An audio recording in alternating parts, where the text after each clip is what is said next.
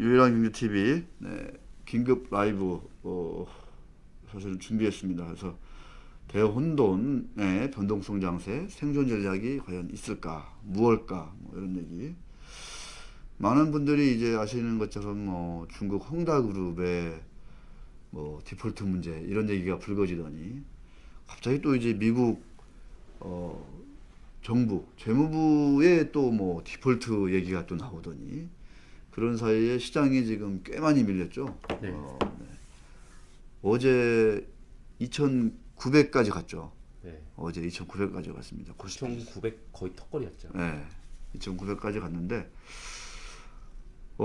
사실은 이제 저는 늘 말씀드리지만 이제 헝다그룹 얘기할 때도 중국의 부동산 가격이 많이 올라서 매우 비싸졌는데 이게 이제 가계 소득 대비 이제 부동산 그 가격의 비율 뭐 이런 레이쇼를 따졌더니 전 세계 탑 클래스의 중국의 이제 주요 대형 큰 도시들이 다 들어가 있더라. 베이징, 상하이, 뭐 선전, 그죠? 뭐 이런 데들, 남경, 뭐 이런 데들.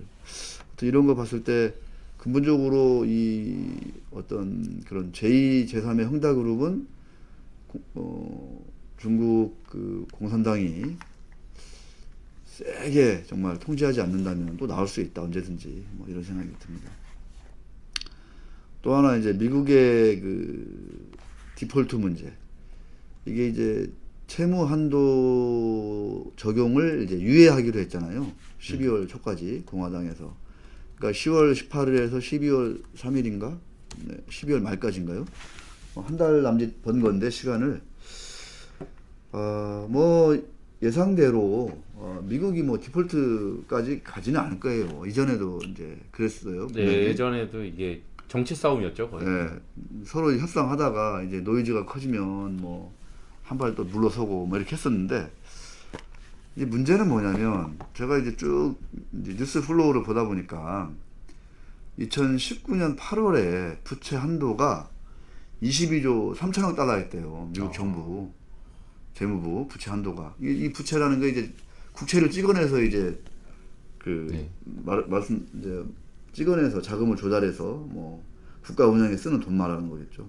이 부채 한도가 22조 3천억 달러였는데 이게 이제 2021년 7월에 되니까 28조 7천억 달러가 되는 거예요, 이게. 그러니까 약 한 2년 사이에 부채가 얼마나 늘어났냐면은 6조 4천억 달러가 늘어났어요. 6조 4천억 달러. 많이 풀었죠. 아니 그러니까 어마어마하게 지금 부채가 늘어난 거예요. 물론 이제 뭐 코로나 부양이다 뭐다 뭐 이렇게 얘기를 한 거죠. 누가 봐도 해소해야 될 구간이죠. 이제. 아니 그러니까 가게가 이제 뭐 일자리가 줄고 하다 보니까 셧다운되고 막 했잖아요. 코로나 때문에 매출도 안 되고 막 이러니까 이제 막 일종의 이제 부양을 한 거죠. 그래서 이제 우리도 그랬지만 막 $1,000도 주고 막 이렇게 공짜로 막 돈을 퍼 주었잖아요. 예, 생활 자금을. 근데 여기다 또 이제 지금 바이든 정부가 지금 뭐 3조 달러냐 뭐 4조 달러냐 지금 또 인프라 법안 인프라 또 이제 부양책 나올 준비하고 있거든요. 그러니까 이제 공화당에서는 이거 이제 다 잡고 이제 주도권을 뺏기지 않으려고 이제 계속 태클을 거는 건데 중요한 건 뭐냐면 미국의 부채가 계속 지금 늘어난다는 거예요. 계속. 언제까지 늘어날 거냐 뭐 이런 얘기를 할 수밖에 없는 거고 이게 이제 지난번 2011년도인가 아침에 이제 김혜국 박사 우리 방송 나와서 얘기하시던데 그때 이제 사실은 미국 신용등급이 강등됐어요. 그리고 저도 그때 기억이 생생한데 그때 시장이 엄청나게 이제 네. 폭락을 했거든. 네. 그러면서 이제 그 직후에 이제 반등하긴 했는데 약간 어떤 그런 쪽으로 이제 가는 게 아니냐 그런 기시감이 있는 거야. 야 이거 어디서 봤던 장면이다 뭐 이런 거죠. 그게 뭐냐면은 2008년도 이제 리먼 터졌잖아요. 네. 그러면서 2011년도면은 이제 3년 지거든요. 2008년, 9년, 10년 엄청나게 부양했을 거 아니에요. 부채가 엄청나게 늘어난 거야. 그러니까 이제 11년에 이제 딱 이제 문제가 생기는 거죠. 지금도 이제 근데 그때보다 이제 정부 부채 규모가 너무나 이제 불어난 거고 사실은. 그래서 이제 2020년에 초에 코로나 터지고 지금 2021년이니까 뭐 이제 여기서 뭔가 좀 진정되지 않고 계속 뭔가 이게 막 악순환 눈덩이처럼 불어난 쪽으로 가면 언제든지 뭐 하향될 수 있다 이런 얘기입니다. 그래서 좀 그런 방향으로 가는 게 아닐까. 야, 드디어 지금 엄청나게 보시는 분이 늘어났습니다. 그러니까 그런 대외적인 그런 그 뭐라고 해야 되나요? 악재, 그 어떤 변동성, 변수, 환경을 좀 보셔야 될 것 같고, 저는 이제 그런 대외적인 요인 이런 거보다는 이제 우리 그 청와대나 정부 부처에서 어떤 위기 진단 대응 발표할 때 항상 뭐라고 하냐면은 관료들이 입버릇처럼 얘기하는 게 대내외적인 이유로 지금 뭐 위기가 오고 있고 뭐 금리가 오르고 있고 뭐 이런 식으로 얘기한다고. 저도 항상 변명할 때 대외적이다. 제일 그 얘기 많이 합니다. 근데 대내외적인 이유다 다 이런. 핑계대는 거 핑계라는 얘기 한마디로. 맞아요. 가장 큰 이유는 대내적인 나한테 있는 거거든. 우리한테 있는 거라는 얘기죠. 그래서 저는 주로 대내적인 조정의 원인과 대응 전략 뭐 이런 것들을 한번 짚어보도록 하겠습니다. 일단 뭐 제가 몇 차례 말씀을 드렸지만 어떤 피부적으로 와닿는 가장 큰 이유 중에 하나는 그런 거죠. 어마어마하게 큰 그 대기업들의 IPO 기업 공개가 있었다. 이 얘기는 뭐예요? 막 시장이 막 그 주체했을 정도로 달아오르니까 이 기회를 통해서 대기업들 먼저 수건 사업을 딱 해결하는 거죠. 수건 사업은 뭐예요? 돈이 많이 들어가는 차세대 성장 산업에 속한 계열사, 자회사들을 상장시키는 거예요. 그 준비를 뭐 가장 잘한 게 SK그룹인데 제가 볼 때는 불과 한 2, 3년 전부터 준비를 해가지고 그러니까 속전속결로 IPO에 성공을 한 기업 계열사가 SK 바사, SK 아이테크, SK 바이오팜, 엄청 뭐 그 다음에 이제 SK 배터리 한다고 또 지금 이제, 예. 이제 공식화했잖아요. 배터리 아이 테크놀로지도 있었고. 그러니까 SK 아이테크놀로지, 예. 아이테크놀로지. 그러니까 이게 뭐 바이오다, 배터리다 등등 해가지고 돈 필요하다 해가지고 뭐 10년 전에 만들어진 회사, 몇 년 전에 분리된 회사, 막 이런 회사들을 그냥 다 상장시켜 버리는데 규모가 다 수조다, 이런 수조다. 요즘 진짜 분사 이런 거 엄청 유행인 것 같아요. 그 다음에 카카오뱅크, 카카오게임즈, 이 카카오 계열사들 또 어마어마하게 지금 상장을 했고 또 이제 상장을 앞두고 있다 이런 얘기죠.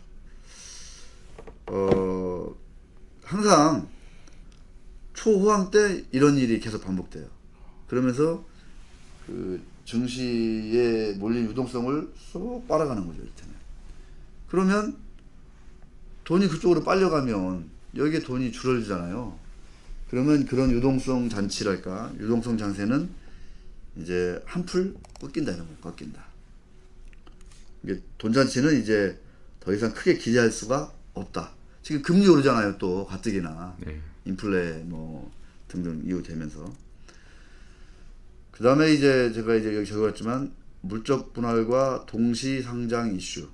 우리는 그러니까 물적 분할을 하고 그 다음에 상장을 하잖아요, 상장을. 근데 또 동시 상장이야 이게. 또 외국과 다른 얘기죠. 대표적으로 LG 에너지 솔루션, 뭐 SK 배터리, 뭐 이런 애들. 그러니까 큰 기업들이 쭉쭉 들어온다는 얘기는 뭐냐면 공급이 늘어나요, 공급이. 옛날에는 막 돈이 막 몰리면서 수요가 막 그 압도적인 우위를 점한 그런 구간이었다면 지금은 어느새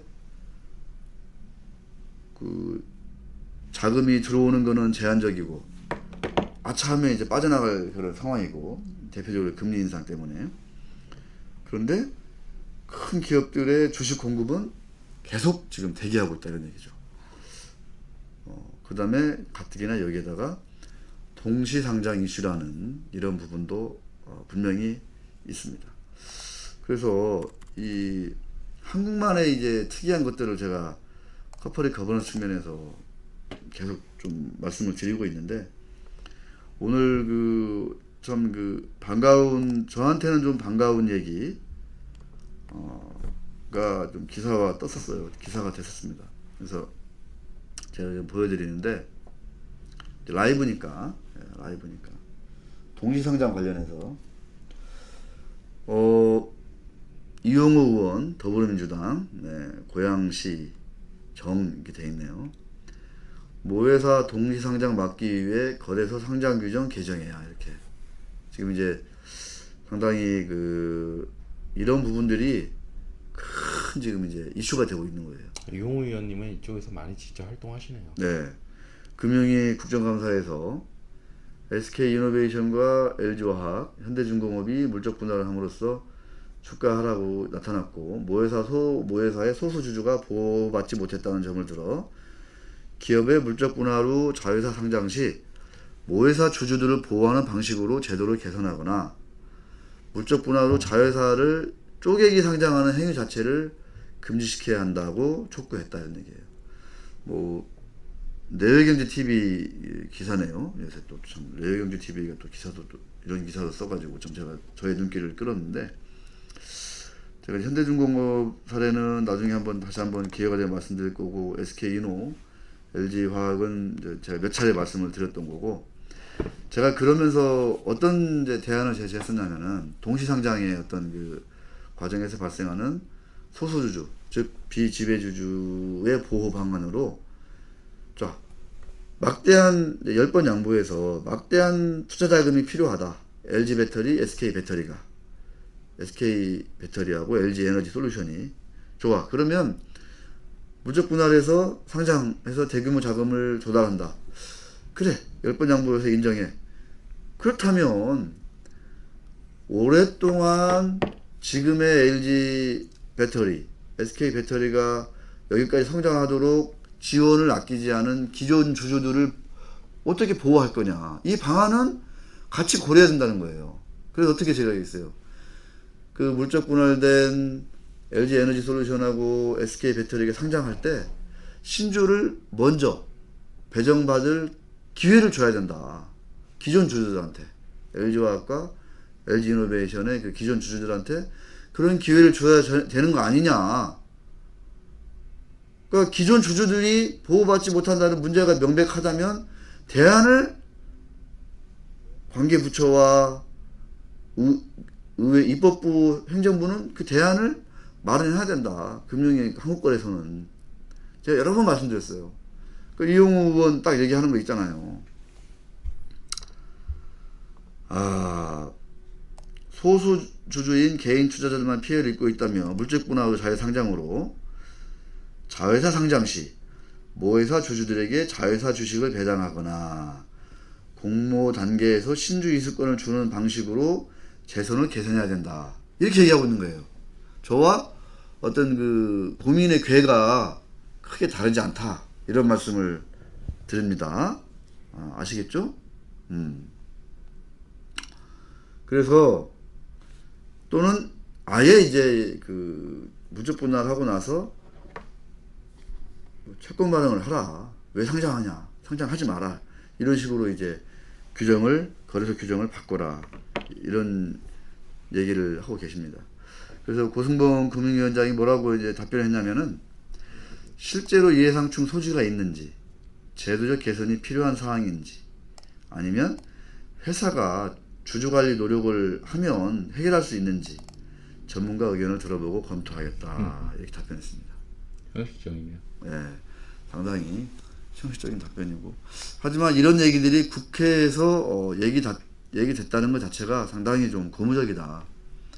이 의원 얘기에 의하면 영국은 5%, 미국은 제로, 일본도 7% 정도로 이해상충과 소송에 대한 우려로 물적 분할로 자회사를 쪼개기 상장하는 모회사 자회사 동시 상장 경우가 거의 없다, 이런 얘기예요. 일본도 7%야. 동시 상장하는 사례가. 우리는 거의 다지, 거의 다. 거의 다. 그렇게 하지 않는 데가 별로 없다 이런 얘기예요.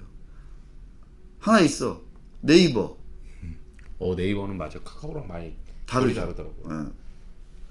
네이버가 하나 있고 또 지난번에 얘기했던 이제 LG 생활건강, 물론 이제 자회사, 그 모회사의 자회사로서 손자회사들을 상장시키지 않는 뭐 그런 사례도 말씀을 드렸지만 극히 드물다. 우리는 거꾸로 드물다.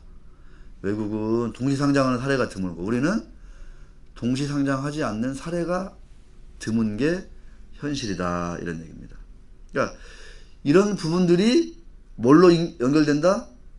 정말 냄비 증시로 연결된다. 냄비 증시로 연결된다. 이런 말씀을 제가 말씀을 드립니다. 그리고 이와 관련한 뭐 유영욱 의원처럼 대안을 모색하는 분들이 많아지고 있어서 너무너무 다행입니다. 자, 대기업들의 상장이 엄청나게 쇄도하고 있는 가운데 심지어 막 동시상장이 대부분 다 동시상장이야 이게. 지금 보세요. SK 바사, SK 아이 테크놀로지, SK 바이오팜 다 동시상장이잖아. 다 동시상장이에요. 다. 지주회사 밑에 있는 자회사들이 막 동시상장하고 있는 거거든. 그러니까 소외 비지배주들이 어떤 일반 시장 투자자들이 유통시장에서 느끼는 그런 어떤 수요와 공급의 어떤 쪼임, 압박 이런 것들이 배가 되는 거죠 이게. 아시겠죠? 그러니까 소수주주의 보호의 문제가 더욱더 앞으로 제가 볼 때는 심하게 더 노출될 수밖에 없다 이런 얘기가 있습니다. 공급은 막 늘어나고 있는데 소수주주들은 2배로 더 보호받지 못하는 이런 문제가 지금 계속 노출될 거예요. 그 다음에 이제 우리나라 이제 지금 현재 밸류에이션을 제가 한번 짚어봤습니다. 왜 이렇게 많이 빠지는 거야? 이렇게 하면서 제가 밸류에이션을 짚어봤더니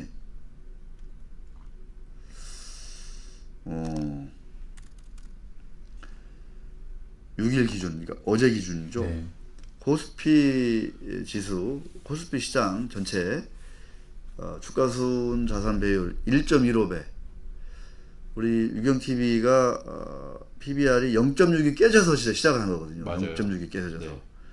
근데 2배 이상 갔죠. 지금 이제 조정이 많이 받았지만 여전히 1.15인 거예요. 당시에 비하면 상당히 높다. 우리가 보통 어느 정도 수준이었냐? 평균치를 보면은 1.0이 조금 안 되는 수준이었거든요, 우리가. 그래서 뭐 0.9배, 0.8배, 9배, 0.8에서 1배 사이였어요, 우리가. 근데 이게 이제 1배를 넘어서는 이제 상황인데 이건 뭐냐면 더 빠질 수 있다. 어떤 과거 역사적인 밸류에이션을 보면 더 빠질 수 있다. 이런 거 시사하는 바고 배당 수익률도 지금 1.89% 지금 후보제 3년 지금 채권 수익률이 지금 1.7%를 넘었다 하는 거거든요. 그러니까 비슷한 거예요 지금 채권 시장 수익률하고 배당 수익률하고 어느새 비슷해진 거예요. 그러니까 이런 거 보면 시장이 여기서 더 힘있게 빡빡 가려면 배당이 더 많이 들거나 이익이 많이 들거나 이런 것들이 필요하고 근데 그런 것들이 단기간에 바뀌지는 어렵잖아요. 그러니까 항상 지금의 밸류에이션은 변동성에 좀 휘둘릴 수 있는 그런 상당히 좀 조금 뭐라고 해야 되나요? 좀 이렇게 애매모호한 밸류에이션이다 이런 상황입니다. 제가 지금 PBR이 0.8이다 7이다 이러면 지금은 그냥 일단 좀 더 늘리시라 주식을 이렇게 말씀드릴 수 있을 것 같아요. 편안하게. 근데 지금 이게 PBR이 1.15인데 이게 과거 흐름을 보면 언제든지 1.0이 깨질 수가 있거든. 근데 1.0만 깨져도 지금 10%가 빠지는 거예요, 지금. 1.0이 깨져도. 10%는 어마어마한 거거든요. 지금이 거의 10% 빠졌죠. 3,300에서 그런 거죠. 10% 이상 빠졌죠, 지금. 거기서 아직도. 네, 그게 지금 이제 1.15니까 여기서 10% 빠지면 1.0 깨지는 거거든. 1.0이 되는 거예요, 10% 빠지면. 1.15니까. 그쵸? 그러니까 그런 조금 좀 찜찜함이 있다. 지금 이 상황에서는 그런 생각이 듭니다. 밸류에이션을 놓고 봤을 때. 그래서 뭐 애널리스트들 얘기를 들어보면은 뭐 반도체 경기가 그렇게 나쁘지 않아서 올해 내년 삼성전자 하이닉스 실적이 좋다 막 이런 얘기 해요. 근데 제가 볼 때는 과연 그럴까? 지금 전력난 때문에 반도체 수급이 엄청 어려운 걸로 알고 있거든요. 그러니까요. 그런 변수들이 있어요, 이게. 지금은 약간 뭔가 스텝이 꼬여 있다 이러니까 스텝이 꼬여 있다. 잘 가던 기차가 그 루프탑 같은 루프탑이 아니라 뭐라 그럴게 이렇게 그 태백산맥 가면 이렇게 좀 이렇게 오르막 철도가 있잖아요. 그러면서 이렇게 앞뒤로 가잖아 이거 뭐라 그래 이거 그 왜 태백산 보면은 이렇게 좀 느리게 가는 코스가 있잖아요. 뒤로 가기도 하고 그런 국면이 아닌가. 이게 코로나 이후에 너무 빠른 이 4차 산업으로 가는 길에 대한 이 그 막 부흥이 일어났잖아요. 네. 그게 지금 과부하가 걸린 것 같은 느낌이 들어요. 그런 거죠. 전력난이 일어난 것도 이제 뭐 너도 나도 이제 막 뭘 해야 되니까 전기차 만든다 뭐 한다. 막 반도체 막 공급 늘려야 되지 전기차 만들려면 막 하다 보니까 지금 이제 네. 그런 일이 일어나지 않았나라는 생각도 좀 조심스럽게. 그렇습니다. 자, 그러니까 지금은 그렇다 이런 얘기고, 자 여기서 이제 약간 우리 강상무 PD가 그 얘기를 해가지고 이거는 조금 이따 제가 따로 네. 한번 진단해 보이고 네. 여기서 한번 차트를 한번 보겠습니다. 차트. 짜잔. 코스피 이거 좀 키워주실 수 있을까요? 키울 수 있죠 당연히. 네. 제가 뭐 그 정도는 할 수 있습니다. 네네. 코스피 200이라고 돼 있네. 코스피 200이나 뭐 코스피나 그죠? 코스피로 할까요? 코스피로 하시는 게 좀 네. 사람들은 그렇죠. 200 차트는 잘 안 보시니까 맞습니다. 뭐 비슷한데. 비슷해요, 그죠? 네. 차트에서 업종 종합 차트 001. 001이에요? 예. 네, 001. 오, 강PD 왜 이렇게 잘 알아? 야. 자, 일단 일봉 한번 봐요. 일봉. 여러분들 뭐 이제 차트는 다들 이제 전문가시잖아요. 자, 일봉 보면 자, 1파, 2파, 3파. 지금 이제 하락 3파까지 온 거야. 3파. 네. 그 다음에 이제 반등 4파. 오늘 4파의 시작이에요. 저는 좀 긍정적 반등이라고 보기엔 약간 아직 어렵다라는 생각이. 그래서 이 차트 하시는 분들은 이제 어떻게 얘기하냐면은 이때 한번 개발하기 있었고, 그죠? 네. 이때. 이때 한번 또 개발하기 있었잖아요. 예. 두 번 개발하기 있었어. 예. 1월 9일하고 1월 10월 5일하고. 예. 근데 우리 10월 오늘 7일이니까. 예. 그래서 요 두 번째 갭은 메우는 정도의 반등이 있지 않냐. 보통 이렇게 이제 막 이렇게 썰을 풀어. 물론 이제 첫 번째 갭 하나까지 메우는 뭐 이렇게 막 그러려면 이제 3,100까지 가야 되니까. 근데 이제 그거는 조금 어렵고 일단은 기술적으로 첫 번째 갭 하락은 메우지 않겠냐 봤을 때 첫 번째 갭 하락이 시작된 지수가 얼마냐면은 3,010, 20 돼요. 그래서 그때까지는 좀 한번 기대해 보지 않냐. 그 일종의 반등 4파 뭐 이런 얘기 하고 있습니다. 근데 4파 다음에 또 이제 하락 5파. 이 5파가 또 이제 조정의 이제 마무리가 아니냐 뭐 이런 얘기를 또 하고 있죠. 그때까지 봐야 되는 거 아니냐. 아직은 불안하다. 이런 얘기입니다. 주봉을 보겠습니다. 주봉. 제가 이제 몇 번 그런 얘기 했습니다. 이게 이제 이 노란 선이 주봉이에요. 잘 보여요, 강 PD? 네. 예. 200일선인가요? 20주선. 20주선. 제가 20주선 얘기 몇 번 했잖아, 우리가. 네. 그래서 코로나 때 20주선이 한번 팡 깨지더니 여기 보세요. 네. 그더니 쫙 그냥 1400 초반까지 그냥 다이렉트로 가버렸어요. 이때 이게 20주선이 깨졌거든요. 그래서 이제 회복하고 나서 이때는 뭐 자율 반등하고 회복하고 나더니 그냥 뭐 지금 뭐 몇 년 한 1년 남짓 쭉 온 거예요, 여기까지. 그래서 요때 그러더니 언제예요? 이때 한번 깨질 뻔했어. 깨질 뻔했어 이게요. 작년 가을이야. 1년 전에 이게. 근데 바로 회복을 했거든. 네. 하루 만에, 한 주 만에. 그러더니 이렇게 쭉 올라간 거예요 이게. 동학개미 힘이 있었죠. 이때. 그렇죠. 진짜. 예. 이때는 예. 막 너도나도 막 계좌 트고 막 예.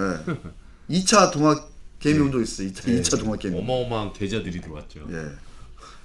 그러더니 이제 지리지 하더니 이제 옆으로 현부장 있더니 요때 좀 아슬아슬했고 그러더니 웬거 이때 한번 살짝 깨졌어요 이때. 이때가 8월 9일이야 벌써. 이때가. 그러더니 지금까지 그거를 회복을 못 하고 있는 거예요. 그러더니 이제 지난주 한번 제대로 한번 맞았죠. 제대로 한번 맞았어요.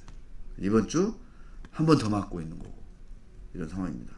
그래서 여기서 보면 이제 이 20주선을 회복해야 되는 거예요. 회복해야 돼. 근데 과거 흐름을 보면 회복하는데 몇 달이 걸린다 이런 얘기를 하곤 하는 거죠. 우리 차트를 보시는 분들이. 코로나 때는 이게 참 빨리 회복해가지고 지금 동학개미들은 네. 또 코로나 때 되게 회복력이 빨랐잖아요. 뭐 엄청 이런 거 빨랐죠. 아니냐 막 그러면 또 매수해야 되는 거 아니냐 막 이런 기대하는 사람들도 많더라고요. 네. 근데 그때랑은 좀 지금 상황이 좀 약간 다르다고 보는데 저도 그래서 지금 이제 지수는 60주선에 지금 깼다가 다시 회복을 했어.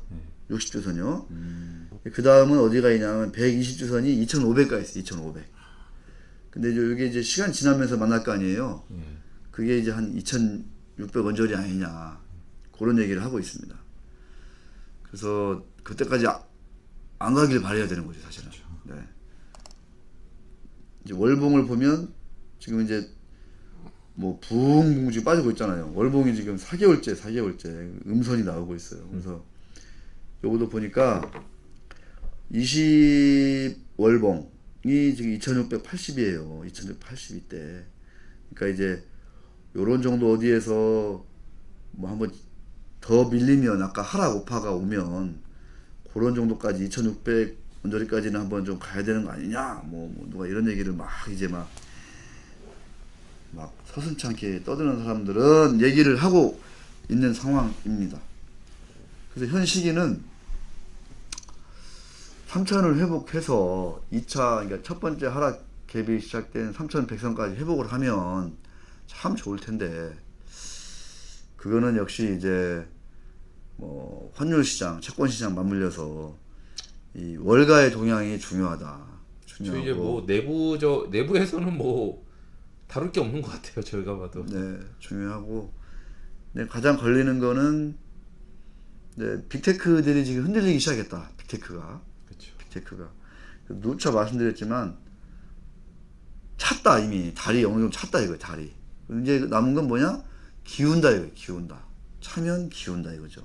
그럼 얼마까지 기울 거냐? 뭐 반달까지 갈 거냐? 아니면 뭐 4년달까지 갈 거냐? 뭐 이런 얘기들을 지금 우리가 예상을 해볼 수 있는 거죠. 그래서 그렇게 되지 않기를 바라면서 저는 대외적인 변수를 우리가 뭐 통제할 수는 없어. 그죠? 그렇죠. 대내적인 우리 자체적인 체질 강화를 위해서 뭐가 필요하다? 코퍼레이트 거버넌스의 계획이 필요하다. 다음에 이런 상황이 왔을 때도 네. 예, 이런 이런 파동에 우리가 흔들리는 게 아니라 좀 버틸 수 그러니까 있는 체력을 길러야 되는 거잖아요. 생각해 보세요. 상장회사의 임원들이 우리 21세기 동학개미들, 즉 비지배주주, 즉 소수주주들을 보호하는 것을 본인들의 첫 번째 책무, 첫 번째는 아니더라도 아주 핵심적인 책임으로 안다면 그 회사에 투자한 소액주주들은 든든해 안 든든해? 든든하잖아요. 그러면 외부 충격이 왔을 때 버틸 수 있어 없어요? 있잖아요. 이거는 되게 상식적인 어떤 그 논리예요.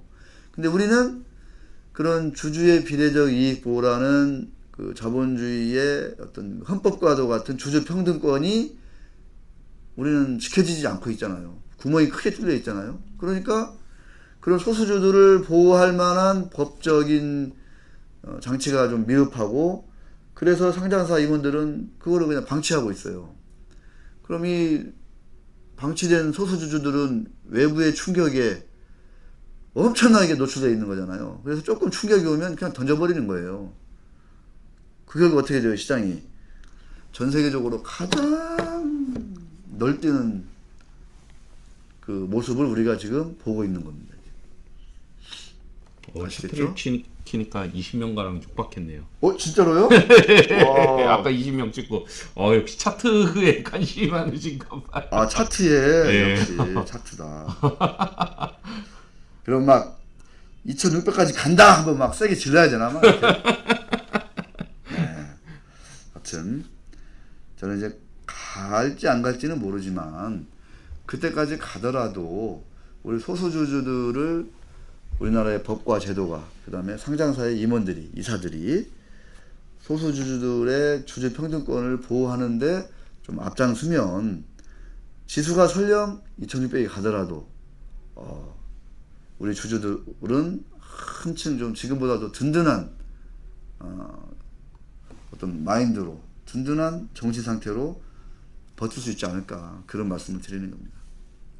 그렇게 가는 게 또 선진시장이고 그렇죠?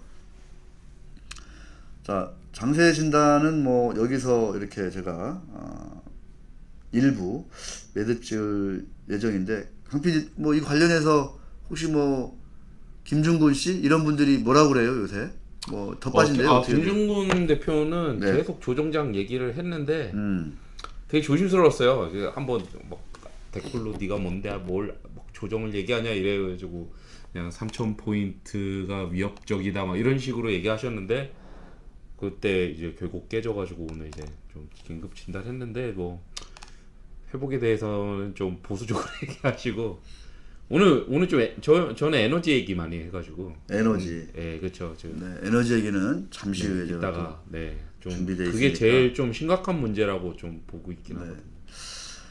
사실은 제가 이제 시황 진단, 증시 진단, 변동성장세 진단 마지막 제가 이제 솔직히 말씀드리면 용돈벌이 좀 해볼까 그다음에 좀 유튜브 콘텐츠로 뭔가 좀 할까 하다가 제가 이제 옵션 계좌를 열어가지고 이제 풋옵션 매수를 몇 번 해봤어요. 근데 그거 드셔야 되는 거 아닙니까? 이런 장에 풋옵션을 그렇게 근데 이제 결론적으로 제가 이제 이런 폭락이 오기 전에 제가 이제 항복했어요. 항복. 이게 안 된다라는 걸 제가 깨닫고 다시 한번 절감하고 항복을 했는데 짧게 말씀드리면 여러분들 그 혹시라도 이 주식시장이 안 좋기 때문에 야 코인 해야 되는 거 아니냐? 아니야. 빠질 때 크게 먹는 뭐 옵션 시장이 있고 뭐 레버리지 인버스 ETF가 있고 뭐 이런 거 있잖아요. 레버리지 ETF가 있고 이런 거 여러분 정말 조심하셔야 된다라는 신신당부의 말씀을 제가 드립니다. 짧게 이제 저는 이제 뭐 A형이라 제가 이제 배팅도 잘 못하고 잘 그런 거에 뭐 제가 숙달도 안 돼 있을 거 아니에요. 그래서 제가 30분 그 옵션 차트를 한번 보여드릴게요. 제가 이게 혹시 키워주실 수 있나요? 이거 더 키우라고 이것도요? 네. 키워질지 모르겠네요. 한번 볼게요 한번. 아이고 그 저거 맨 위에 네모를 키우시면 될 것 같은데. 이거요? 네. 네. 그리고 그거 키워주시면. 네. 됐어요? 네. 네. 이게 이제 21년 11월 물 10월 물 2021년 10월 물 풋옵션 행사 가격이 380.0이에요. 그 이제 30분 차트거든요, 이게. 그 프리미엄 가격이 변하죠. 차트 보면 또 사람들 들어와서 또 이제 이게 지금 지금 막 20명 넘어갑니다 지금. 보세요, 이게 10월 1일부터 강필이 봐봐. 10월 1일부터 이렇게 널뛰기를 한 거야, 이게. 10월 1일부터. 근데 이게 지금 제가 이제 항복을 한 건 여기에요, 여기. 이렇게 빠질 때. 왜냐면 이 당시에 지수가 0.3% 살짝 반등했거든, 내 기억에. 근데 풋옵션 프리미엄이 30%, 40%가 빠지더라고. 지수가 살짝 빠지니까 풋옵션은 이제 급락을 해야 많이 먹는 우리가 쉽게 그렇게 할 수 있잖아요. 그러니까 0.3% 빠졌는데 내 풋옵션 프리미엄이 40%가 날아가더라고. 0.3%에. 그 내가 이거는 진짜 선수들의 영역이다. 제가 그거를 막 영상을 찍어가지고 한번 유튜브에 올리면서 예. 여러분들 힘들다고 이렇게 한방 배팅은 하지 말라 뭐 이런 얘기를 제가 하려고 근데 이제 했었는데 외국인 장이다. 네, 이쪽 이거는 경우는. 그 진짜 알고리즘 장이에요. 알고리즘. 네. 제가 말씀드렸잖아요. 호가의 90%를 누가 가지고 있다? 외국인. 외국인이. 외국인 알고리즘이 그 호가를 90%를 장악하고 있어요. 그러니까 여러분들이 정말 요행을 바라고 이거를 들어왔다, 한다, 뭐 베팅을 한다. 저는 정말 안 했으면 좋겠어요.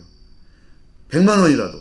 증거금 1000만 원 필요하거든요. 개시 증거금 1000만 원 필요한데 100만 원이라도 하시지 마시고 그 돈 있으면은 진짜 우리 강상욱 PD한테 연락해가지고 1년 묻어둘 배당주 뭐 있냐. 그러면 강상욱 PD가 현대차 우선주 소개해 줄 거예요. 그래가지고 배당 드시는 게 훨씬 속편하다 이런 얘기입니다. 제가 해보니까 안 되더라니까요.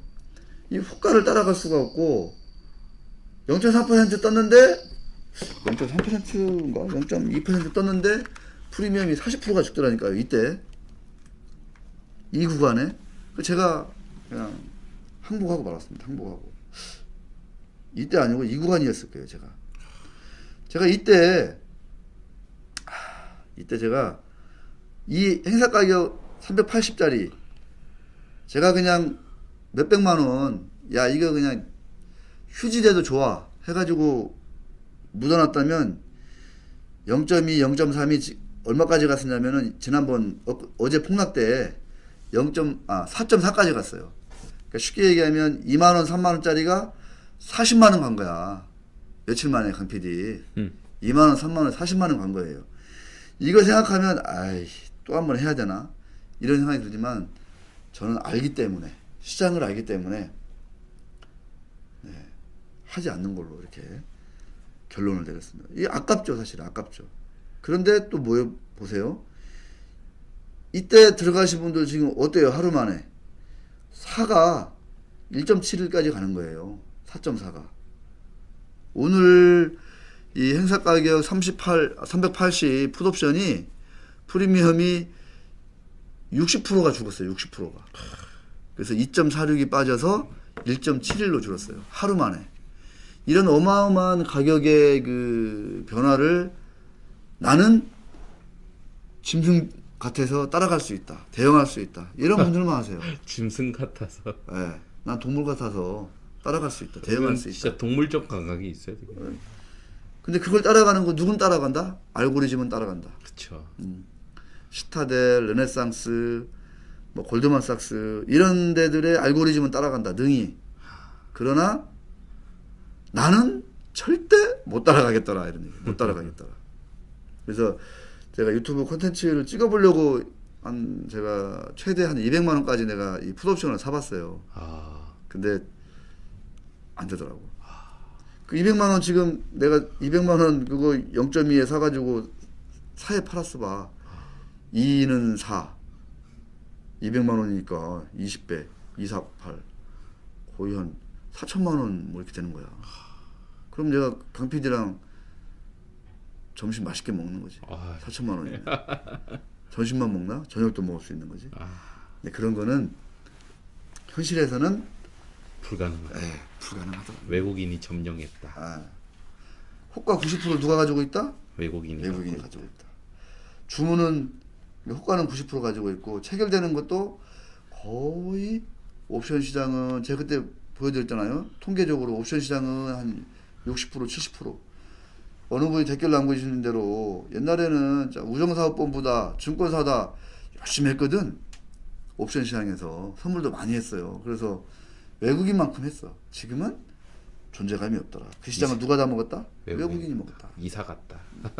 그래서 이런 그 엄청난 이 널뛰기, 이 프리미엄. 근데 최근에 진짜 와 완전 이거 산을 그려놨네요. 완전 이랬다 저랬다. 이게 진짜 이게 뭐 이거 가지고 이게 이제 30분인데 원래는 이제 뭐 티차트 보면은 뭐 어마어마할 거 아니에요. 티차트. 이거 뭐야 이거 뭐. 일본 차트 한번 볼까? 일본 차트? 오, 어마어마한 거죠. 자, 그런 저 나름대로의 어떤 그 트리플 A형 같은 소소한 경험담으로 폭락과 반등, 크나큰 반등의 어떤 그 장세 진단을 마치도록 하겠습니다. 시간이 또 이렇게 금방 가네. 40분. 네.